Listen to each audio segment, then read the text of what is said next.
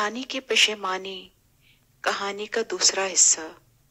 रानी आलम आरा ने हस्बे आदत बहुत से परिंदे शिकार किए थे, जिसे खादिमों ने जंगल के मुख्तलिफ हिस्सों से इकट्ठा किया था और एक बार फिर जश्न की तैयारी भी की गई थी। शिकार से वापसी पर रात गए जश्न के इख्तिताम पर रानी आलम आरा ने फख्र से अपने आप को आईने में देखा तो इस पर इंकशाफ हुआ कि इसकी गर्दन से कीमती जवाहरात का हार तो गायब था। ये देखकर रानी बुरी तरह घबरा गई। इसकी वालदा ने इसकी शादी पर यह हार पहनाते हुए कहा था कि इस हार की बहुत हिफाजत करना, हार का गुम हो जाना बदशगुनी हो सकती है और इसके राजा की राजधानी खतरे में पड़ सकती है। रानी ने सुबह का इंतजार भी न किया और महल के हर फर्द को हार की तलाश का हुक्म दे दिया। गुलामों की फौज मशालों की रोशनी में जंगल का पत्ता पत्ता, हर झाड़ी और हर खाई में हार तलाश कर रही थी और महल के अंदर भी हार की तलाश में हर चीज उलट पुलट कर दी गई थी। रानी के जासूस भी मुतहर्रिक हो गए थे। रानी ने गजबनाक होकर ऐलान किया कि अगर मालूम हो गया कि हार किसने चोरी किया है तो उसे इबरतनाक सजा दी जाएगी, और अगर हार दौरान शिकार गुम हुआ है तो तलाश करने वाले को नाकाबिले तसव्वुर इनाम अता किया जाएगा। गर्ज आज की रात किसी को सोने की इजाजत नहीं थी। खुद रानी भी अपने कमरे के दरजे के करीब परेशानी के आलम में टहल रही थी कि अचानक एक उल्लू दरीचे के सामने नीले फूलों के दरख्त की सबसे कमजोर शाख पर आकर बैठ गया और अपने मखसूस अंदाज में चिल्लाने लगा। रानी को उल्लू का चिल्लाना सख्त नागवार गुजरा, मगर उल्लू कुछ देर चिल्लाने के बाद उड़ गया। इधर तमाम रात हार की तलाश में गुजर गई, मगर हार को मिलना था ना मिला।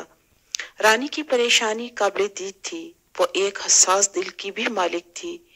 जब सुबह की पहली किरण रानी के कमरे तक पहुंची तो अचानक रानी को ख्याल गुजरा, कहीं अनजाने में से कोई गलती या ज्यादती तो नहीं होगी जिसकी सजा के तौर पर हार गुम हो गया और कहीं कुदरत इससे नाराज होकर उसे उसकी अजीम राजधानी से महरूम करके अर्श से फर्श पर न पटक दे। रानी ने सोचा, मगर जानबूझकर तो इसने किसी का दिल नहीं दुखाया था। अनजाने में कोई चूक हो गई हो तो मालूम नहीं। इन्हीं सोचों में गुम उसकी आंख लग गई। उसने ख्वाब में देखा कि वह बहुत सी सुर्ख चिड़ियों को दाना डालती है, मगर चिड़ियां रानी के दिए हुए दाने को नहीं चुगती, जैसे वो रानी से खफा हों और वो खफगी में ही उड़ जाती हैं। सुबह हुई तो रानी ने अपने ख्वाब पर बहुत गौर किया और एक बार फिर जंगल और महल में हार की तलाश का हुक्म सादिर किया। जंगल का चप्पा चप्पा छाना जा चुका था, हत्ता के घास फूस की भी तलाशी ली जा चुकी थी, मगर बेसूद। हार जंगल में था और न महल में। तमाम दिन तलाशी में गुजर गया। रानी एक बार फिर थकी हारी, अफसुर्दा और गमगीन अपने कमरे के दरीचे के करीब आकर खड़ी हो गई।